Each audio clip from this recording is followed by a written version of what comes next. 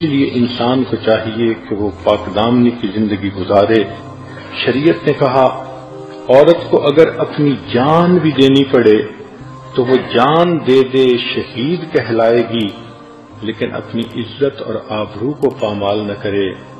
ایک واقعہ سنا کے میں بات کو مکمل کر دیتا ہوں، امید ہے کہ بچیاں اس واقعے کو توجہ سے سنیں گی۔ ایک آدمی قصاب تھا اور وہ رات کے صبح کے وقت جاتا تھا، جانور ذبح کرتا تھا اور دن میں لا کر وہ اپنی دکان پہ گوشت کو بیچا کرتا تھا۔ جب وہ جانور کو ذبح کرتا تو اس کے کپڑوں پہ خون لگ جاتا اور واپسی پر وہ خون آلودہ کپڑوں میں ہی آتا، مگر گھر آ کر کپڑے بدل لیا کرتا تھا۔ ایک رات وہ جب واپس آ رہا تھا جانوروں کو ذبح کر کے، تو رات کا اندھیرا تھا، وہ ایک جگہ سے گزر رہا تھا کہ ایک بندہ شور مچاتا ہوا آیا اور آ کے اس نے اس کو پکڑ لیا۔ جب پکڑ لیا تو اس نے دیکھا تو اس بندے کے جسم سے خون بہ رہا ہے۔ حیران ہوا، اتنے میں اس بندے کی جان نکل گئی۔ دیکھا تو اس کے جسم میں ایک چھری تھی جو کسی نے گھونپ دی تھی۔ اب وہ جو قتل کرنے والا تھا وہ تو بھاگ گیا اور مقتول اندھیرے میں اس کو سمجھا کہ شاید اس نے قتل کیا۔ جب اس کی وفات ہو گئی تو اتنے میں لوگ آ گئے۔ اب لوگوں نے مقتول کو بھی دیکھا، اس قصاب کو بھی دیکھا، اس کے جسم پہ خون کے آثار بھی دیکھے۔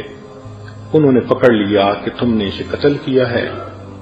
چنانچہ قاضی کے پاس مقدمہ گیا، قاضی نے گواہ دیکھے، مقتول کو دیکھا تو اس نے اس کے اوپر قصاص کا حکم لگا دیا کہ جان کے بدلے جان اس بندے کو پھانسی دی جائے گی، اس کا سر قلم کیا جائے گا۔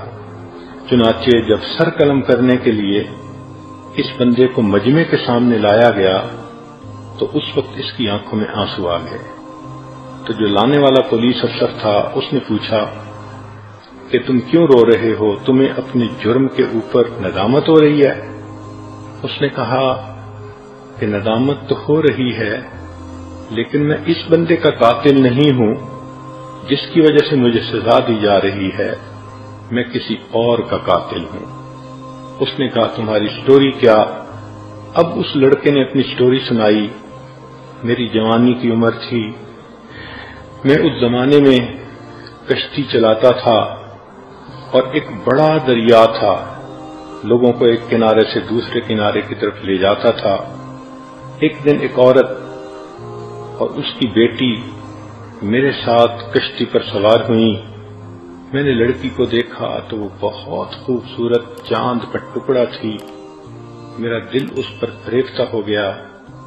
میں نے اس لڑکی سے اشاروں میں باتیں شروع کر دیں۔ لڑکی نے دیکھا کہ یہ نوجوان میرے اندر انٹرسٹ لے رہا ہے تو اس نے بھی مجھ سے اشاروں میں بات کی، حتیٰ کہ ہمارے درمیان ایک تعلق ایک دوسرے کے ساتھ ہو گیا۔ مگر لڑکی نے کہہ دیا کہ میں نکاح کے بغیر آپ کے قریب نہیں آؤں گی، آپ اگر مجھے اتنا چاہتے ہیں تو میرے والد سے بات کریں۔ لگتا تھا کہ وہ لڑکی بہت نیک، تقیہ نقیہ پاک دامنہ لڑکی تھی۔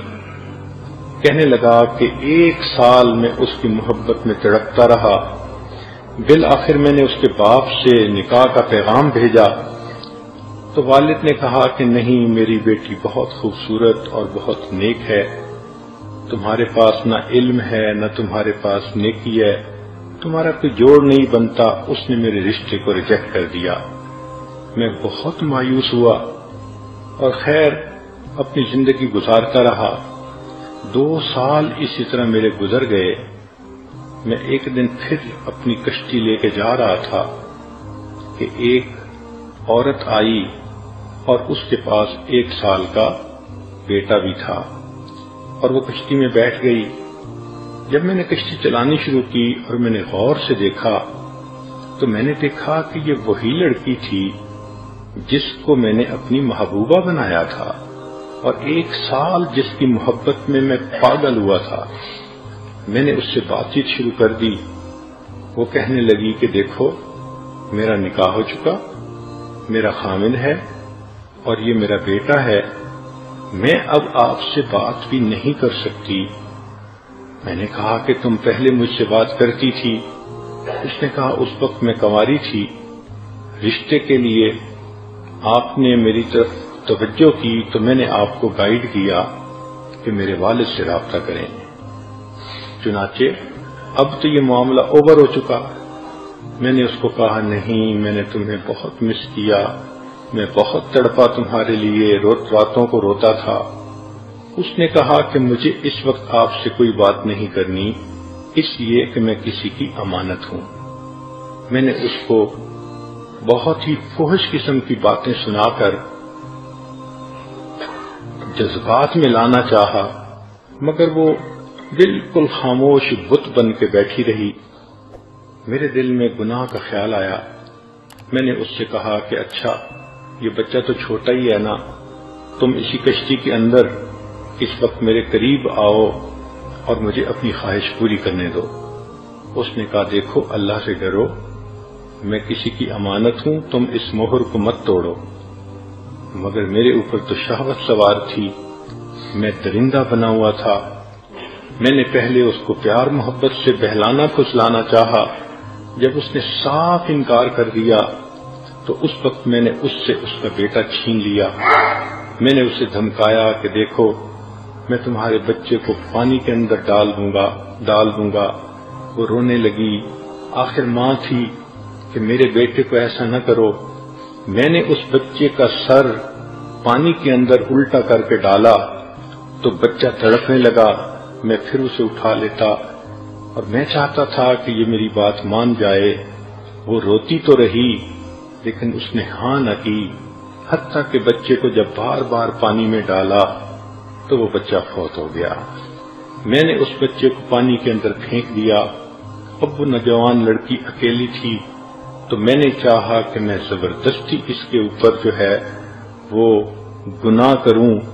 میں نے اس کی طرف ہاتھ بڑھایا، لڑکی نے اپنے زور کے مطابق اپنے آپ کو پیچھے ہٹایا، چنانچہ میں نے اس کے بالوں کو پکڑا، وہ بے پردہ کر دیا اور میں نے اسے کہا کہ میں تمہیں بھی اسی طرح پانی کے اندر ڈبو دوں گا، تم میری بات مانو۔ اس نے کہا تم جو مرضی کرو، میں اللہ کا حکم نہیں توڑ سکتی۔ چنانچہ اس کے کپڑوں کو میں نے پھاڑ دیا، اس کے سینے کو ننگا کر دیا۔ اب جب اس نے میری بات بالکل ہی نہ مانی تو میرے دل میں خیال آیا کہ اس حالت میں اگر اس کو میں چھوڑ دوں گا تو یہ بچے کے قتل کا مقدمہ بھی میرے اوپر کرے گی اور دست درازی کا بھی میرے اوپر مقدمہ ہو جائے گا، تو بہتر ہے کہ اس لڑکی کو بھی مار دیا جائے۔ پھر میرے اوپر ایسی درندگی طاری ہوئی کہ میں نے اس لڑکی کو دھکا دیا، پانی کے اندر وہ گر گئی اور ڈوب گئی۔ میں نے 20 سال پہلے اس ماں اور بیٹے کو قتل کیا تھا، پھر ڈر کے مارے میں نے یہ کام ہی چھوڑ دیا کہ کسی کو شک نہ پڑے، اور میں نے قصاب کا پیشہ اختیار کر لیا، مگر اللہ کی لاٹھی بے آواز ہے۔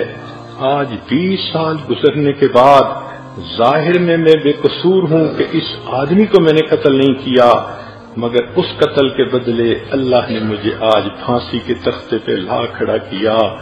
سچ ہے کہ اللہ کی لاٹھی بے آواز ہوتی ہے۔ تو سوچئے کہ اس لڑکی کو اللہ نے اتنی ہمت دی کہ وہ اپنی جان تو دے دیتی ہے، اپنے سامنے بیٹے کو مرتا دیکھ تو لیتی ہے، مگر اپنے جسم کو ہاتھ نہیں لگانے دیتی۔ یہ وہ لڑکی ہوگی قیامت کے دن، اس کو اللہ تعالی تاج پہنائیں گے، جنت میں اس کو عزتوں کی جگہ عطا فرمائیں گے۔ آج کی لڑکیاں ذرا اپنے آپ کو دیکھیں کہ کس طرح وہ غیر مردوں کے سامنے ٹیلی فون پہ باتیں کرتی ہیں، محبت کی پینگیں بڑھاتی ہیں، رب کو ناراض کر لیتی ہیں، عاقبت کو برباد کر لیتی ہیں۔ لہذا اگر عورتیں چاہتی ہیں کہ ہمارے گھروں کے اندر سکون ہو، اطمینان ہو، تو سب باتوں کی ایک بات، 100 جوابوں کا ایک جواب، پاک دامنی کی زندگی کو اختیار کریں، بے برکتی ختم ہو جائے گی۔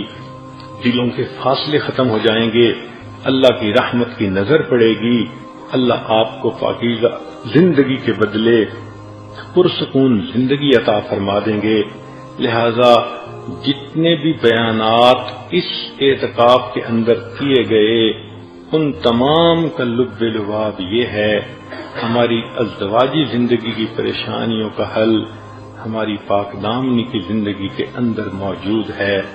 آج نیت کر لیجئے، اللہ ہم نے گناہ سے توبہ کی، ہم اپنا نام بت پرستوں میں نہیں لکھوانا چاہتے، ہم قیامت کے دن بت پرست بن کے کھڑے نہیں ہونا چاہتے۔